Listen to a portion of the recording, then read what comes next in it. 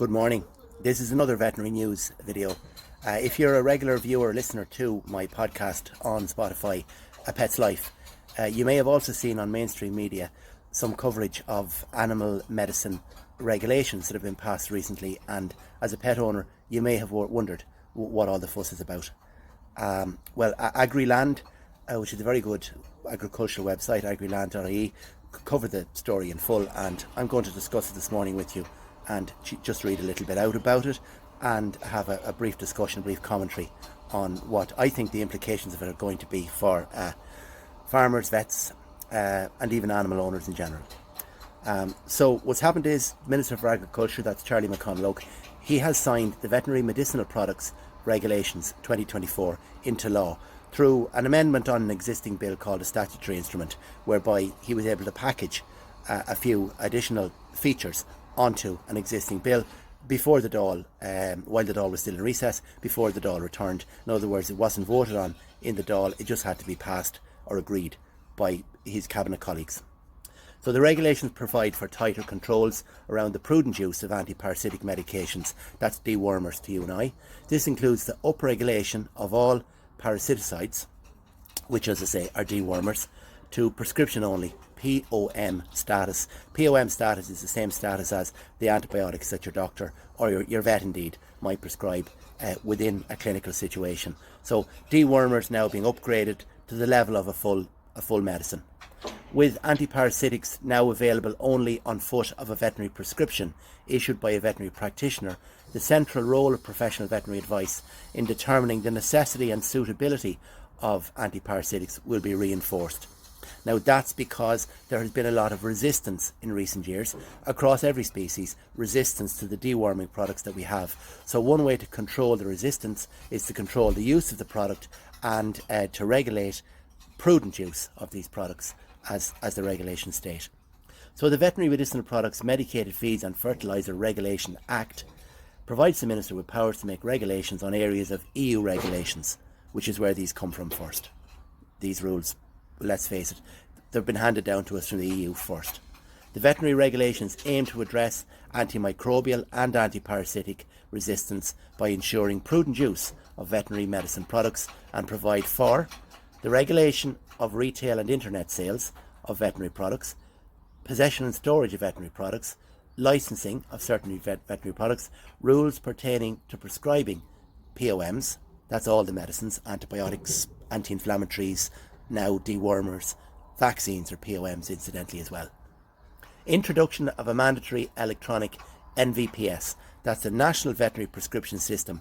Now the Department of Agriculture have been looking for this for a long time. I'm trying to figure out the best way of doing it and have looked at different software in relation to putting in place a central database of animal prescriptions, whereby every prescription that a vet would write would be electronic and would be part of an overall database that the Department of Agriculture would hold. And this database, the purpose of this database and the purpose of this centralisation of prescribing, as I say, is to control the use of medicines, wormers, antibiotics, vaccines, anti-inflammatories, etc. And they're also saying, again, as described here in Agriland, is to ensure the continuation of the current supply lines of veterinary medicines. Now, Minister McConalogue said that his focus has been on ensuring appropriate and prudent use of veterinary medicine without undermining existing supply channels, by allowing for retail, including licensed merchants and co-ops. So these are all referred to in the bill. However, what is also included in the bill, and this is a very important development in the evolution of the veterinary medicine sector and the animal health sector in general in this country, the introduction of a proper assessment protocol for the prescribing of veterinary products will facilitate this, and going on to say that there is a special role to be held for a veterinary prescriber at co-op level, and the introduction of a prescribing person at co-op level whose role would be not the prescribing vet that looks after the farm, but in fact would be a responsible person whose role would be to, as I say, assess the farmer's need and issue the prescription. Folks, just moving in out of the building site to finish this little video, get the last few comments on having read out for you what the regulations actually are going to be. Just want to say next that I think Minister McConalogue has managed to upset all the stakeholders for different reasons. Now, firstly, he's introduced this, and it's probably already on his canvas card, to try to ensure his re-election in the Donegal area, and he may not succeed in this because farmers are not even happy with this, because, as I say, farmers would have preferred a loosening up of vaccine sales, and are unhappy that dewormers, which they see as an integral part of farming, are now prescription only. So one stakeholder group unhappy, namely the farmers. Second stakeholder group unhappy, the co-ops. They're unhappy because the regulations put in place a provision on them to employ a vet or a veterinary prescriber at co-op level, who is to oversee the refereeing of the prescriptions of the dewormers.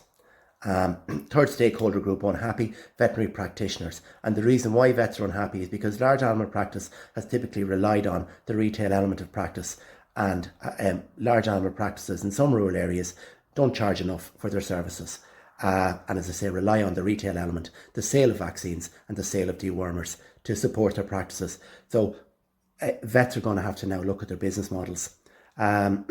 Future implications of this, as I see it, the only group happy with it would be the very, very large corporates, multinational corporations, big pharma, as it were.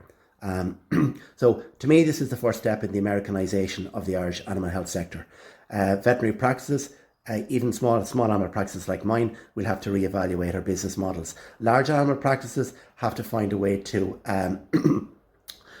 re-engineer their services to make their practices more viable if they're losing out on the retail element that they currently rely on. That's the first thing. At small animal level, even at my level, we're going to have to do more testing. So I will be upgrading my laboratory facilities in order to test and see, even at small animal level, when wormers are necessary, when antibiotics are necessary, and so on. Third thing I see in this, the provision of the prescribing person, now brought into law, a new form of vet who is going to be a prescriber at retail level. Now, what's going to arise out of this is more jobs for a veterinary pharmacist type of person. So I'm going to make a prediction. I think one or other of those veterinary faculties, which are the new veterinary faculties, one in the north, one in the south, one of those is going to probably be re-engineered into a veterinary pharmacist. So you've heard it here. I think we're going to see a new type of professional emerge in the future, a veterinary pharmacist whose role will be within industry and at corporate level, rather than a practicing vet. And as I say, the third interesting thing now brought into law, the National Veterinary Prescription System, an online prescribing system, a central database. That is the first step towards online pharmacies.